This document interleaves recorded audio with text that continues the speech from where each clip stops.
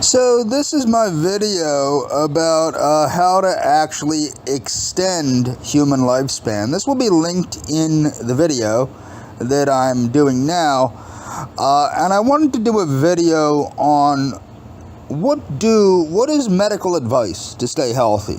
A lot of what we need to do to actually extend human lifespan is really just do the stuff that we already know we're supposed to do. And I would like people to go back and watch this video to understand that. So a lot of the concepts of self-care actually comes from the naturopathic movement or the hygienic form of medicine, not the allopathic form of medicine, not like the Asclepian form of medicine. So there's two branches of medicine. There's the Asclepian or Apollonian form of medicine, which is dedicated to the god Apollo, who's the god of medicine. And then there is, of course, the Hygiean form of medicine, which is known as hygiene, which is things like natural hygiene, orthomolecular medicine, orthopathy, things of that nature. And that falls under hygiene, and that would be under the goddess. That would be medicine that's dedicated to the goddess, the Greek goddess Hygeia, the goddess of medicine. Okay, so what is orthopathy or natural hygiene? It's a set of, it's not really alternative medical beliefs at this point in time, okay? In the early 19th century, there was no such thing as alternative medicine. There were differing and competitive medical concepts, okay? And to be quite honest, as you'll see as I go on with this, orthopathy, naturopathy, and even allopathy, they don't really disagree in how you're supposed to take care of yourself. I'm somebody that believes that naturopathy and orthopathy should be used in self-care. Natural hygiene should be used in self-care. And naturopathy should be used in the management of chronic illness as much as possible. You don't want to be taking a bunch of unnecessary drugs. And things like allopathy, which is modern medicine, should be used to do things like, take your vaccines on schedule, take your vaccines on schedule, go to your doctor's checkups, although you can do a naturopathic doctor for that. But also in emergency situations, in the emergency situation, that is where allopathic medicine really shines. Okay, and I want to make people understand, I'm not a physician. I'm not a DO, I'm not an MD, I'm not an ND, I'm not a chiropractor, I'm not a nutritionist, I'm not a dietitian, I'm not a physical therapist, I'm not an LPN, I'm not an RN, I'm not a nurse practitioner, I'm nothing like that. This video is not medical advice by any stretch of the imagination. There is medical advice in it from the AMA and different naturopathic organizations and such. So, history and the history and practice. 19th century, the orthopathy movement originated with Isaac Jennings in the 1820s, who practiced conventional medicine for many years but became discouraged with its results. Jennings' system was firmly opposed to all medicine and was known as the No Medicine Plan. He prescribed bathing, rest, and a vegetarian diet. So keep in mind, bathing, rest, and a vegetarian diet at that time were seen as cutting-edge things. These were crazy things, that you should bathe regularly, get proper rest, and follow a vegetarian diet. Woo! That was considered kooky. Okay, so in 1837, Colonel John Benson, Sylvester Graham, and William Alcott founded the American Physiological Society in Boston to promote Grahamism, which lasted 3 years. The American Physiological Society was the first natural hygiene organization in the United States. Mary Grove Nichols lectured for the Ladies' Physiological Society, an offshoot of the APS, in the 1840s. Joel Shoe was influenced by the dieting ideas of Sylvester Graham and promoted natural hygiene practices such as bathing, exercise, and massage, as well as the elimination of alcohol and tobacco. Isaac Jennings, in his 1867 book, The Tree of Life, defined orthopathy as from orthos, right, true, erect, and pathos, meaning affection. Nature is always upright, moving in right direction. George H. Taylor, who introduced Swedish massage to the United States in the 1860s, was known to promote natural hygiene and physical culture. Now, physical culture is an important thing to understand, and it's an important part of natural hygiene. Taylor believed that correct breathing and diet, gymnastics, and mechanical massage could replace medical intervention and restore health. Now, again, this is not in an emergency situation. This is to prevent and reverse chronic disease. And as you will see, you may see good results if you do this. You're definitely going to see better results if you do this stuff than if you don't do it. So natural hygiene was often associated with vegetarianism. During the 19th century, however, not all natural hygienists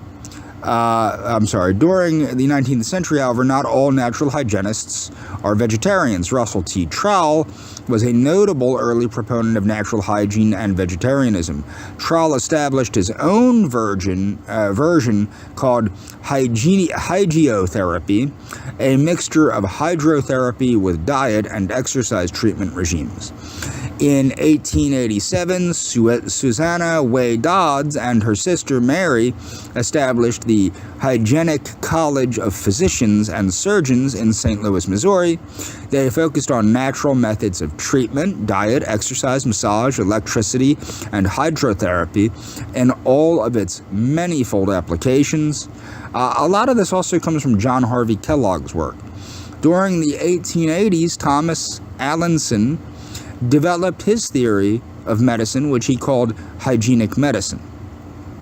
Natural hygienist George S. Weger managed, I'm assuming he's American, so it'd be, Weger managed Weger Health School in Redlands, California, 1923 to 1935.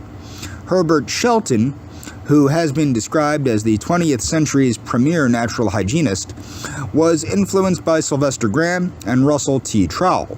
Shelton wrote much on the topic, beginning with the hygienic system, orthopathy, in 1939, which renamed orthopathy as natural hygiene. Consumption of incompatible foods in one meal. Now, this is about food combining. This is a disproven theory for the most part.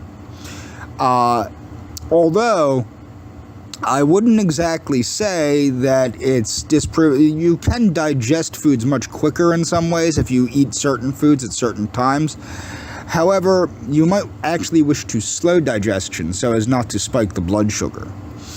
Okay, so supplying energy, carbohydrates, fats, and proteins needed to build the body, and regulating bodily processes, minerals, vitamins, and water. White supremacist Ben Clausen was influenced by Shelton and natural hygienic principles and promoted his own racial health regimen known as salubrious living. However, Clausen emphasized there were differences between his doctrine and the natural hygiene movement, as the latter did not focus on perpetuating the white race like his did. Okay, Clausen co-authored the book Salubrious Living with Arnold DeVries in 1982. Interest in natural hygiene was renewed. Okay, it was renewed in the 1980s following the publication of Fit for Life and Living Health by Harvey and Marilyn Diamond. I did a review of that book. Organizations. The American Natural Hygiene Association was founded by Herbert Shelton, William Esser, Gerald Benesch, Christopher Giancorsio, Jesse Mercer Gaiman, Irvin Davidson, Jack Duntrop, and Simon Gould in 1998. The ANHS became the National Health Association. In 1956, Kiki Sidhawa established the British Natural Hygiene Association, or Natural Hygiene Society, I should say. The International Association of Hygienic Physicians was founded in 1978. Of course, medical experts criticize natural hygiene, blah, blah, blah, anti-vaccination quackery, yada, yada, yada. So these are the founders: Isaac Jennings. So as you can see, this gentleman was born in 1788 and died in 1874. The gentleman lived 85 years in the northern climes of the United States in Oberlin, Ohio. That's pretty decent for that time period to live to 85. Okay. Jennings was born on November 7th. Yada yada. Jennings practiced conventional medicine. This is just going to rehash all that. But some of his publications that may interest people are Medical Reform, a treatise on man's physical being and disorders, The Philosophy of Human Life, The Tree of Life, or Human Degeneracy, its nature and remedy, based on the elevating principle of orthopathy. So, Sylvester Graham was an American Presbyterian minister and dietary reformer known for his emphasis of vegetarianism. He did not fare as well as the other gentleman. But he did write a number of books: a treatise on bread and bread making, lectures on the science of human life, lectures to young men on chastity, a lecture on epidemic diseases generally and particularly the spasmodic cholera, a lecture to young men on chastity intended also for the serious consideration of parents and guardians.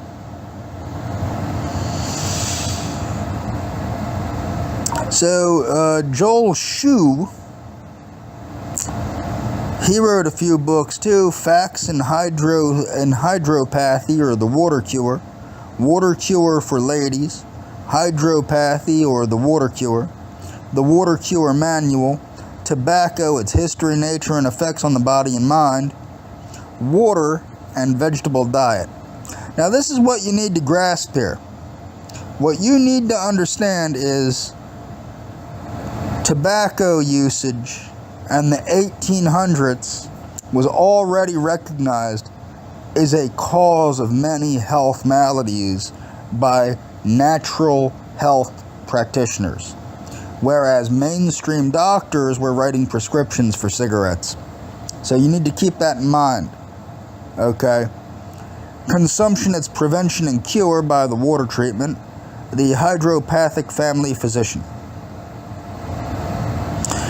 George H. Taylor, some of his selected publications are an exposition of the Swedish movement cure, diseases of women, paralysis and diseases of the nerves and the remedial use of transmitted motor energy, health by exercise, health for women, massage, pelvic and hernial therapeutics, massage, mechanical processes, mechanical aids in the treatment of chronic forms of disease.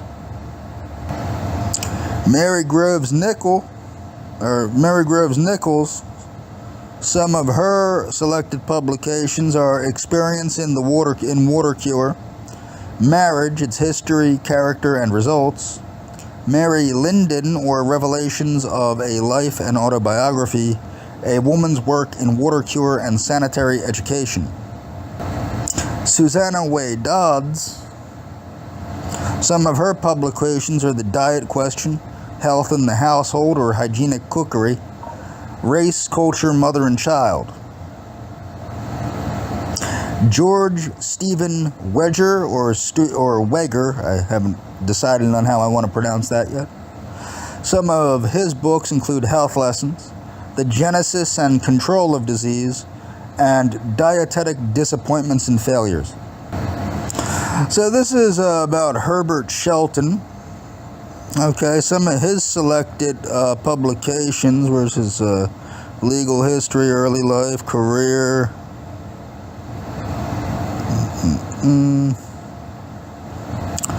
So, his career. Shelton attended Bernard McFadden. People might remember Bernard McFadden. Bernard McFadden was a physical culturalist, and he was a voracious publisher.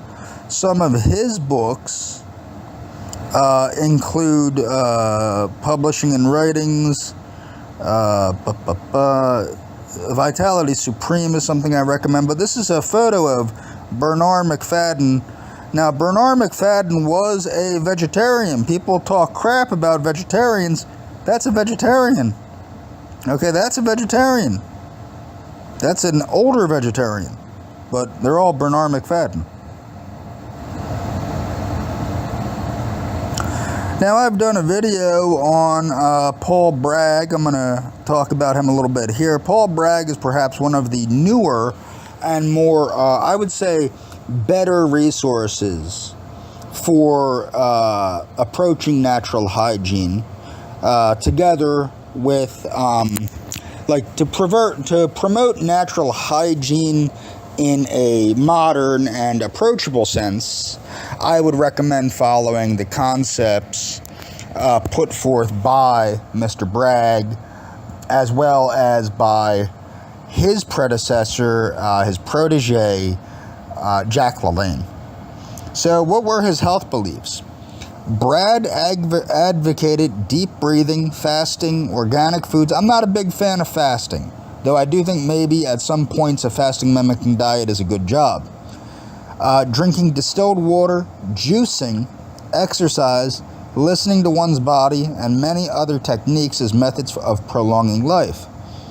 Medical experts criticized Bragg as a food faddist and promoter of quackery. Bragg was criticized for his involvement in mail-order quackery. They like to call everything quackery, quackery, quackery. The point is, it worked. He advertised Bragg's grass tablets as being rich in vitamin A, promoting health and preventing sickness, yada, yada, yada. Some of his selected things are The Truth About Sex, Cure Yourself, Live Food Cookbook and Menus, Paul Bragg's Personal Health Food Cookbook and Menus, The Bragg Toxicless Diet, Body Purification and Healing System, How to Keep the Heart Healthy and Fit, Building a Powerful Nerve Force, The Shocking Truth About Water, Bragg Apple Cider Vinegar, and Paul Bragg's 4-Generation Health Food Cookbook, The Miracle of Fasting, Your Hair and Your Health, and High-Protein Meatless Health Recipes. Now, I've done a video series already on Mr. LaLanne, on Jack LaLanne. He was born Francois Henry LaLanne. Okay, so he died January 23rd, 2011 at the age of 96.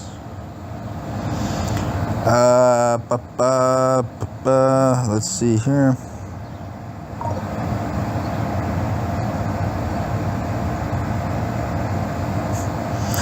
Decades before health and fitness began being promoted by celebrities like Jane Fonda and Richard Simmons, LaLanne was already widely recognized. Okay, so early life, blah, blah, blah. Personal health routine.